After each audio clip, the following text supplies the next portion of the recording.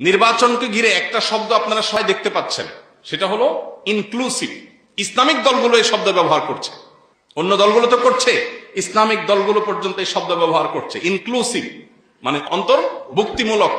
এই অন্তর্ভুক্তিমূলক বা ইনক্লুসিভ শব্দের ভেতরে অত্যন্ত ভয়ঙ্কর একটা এজেন্ডা লুকায়িত আছে, যেটা অনেকেই লক্ষ্য করছেন না। সেটা হলো সমকামিতা, ট্রান্সজেন্ডার ইজমকে বৈধতা দেওয়া।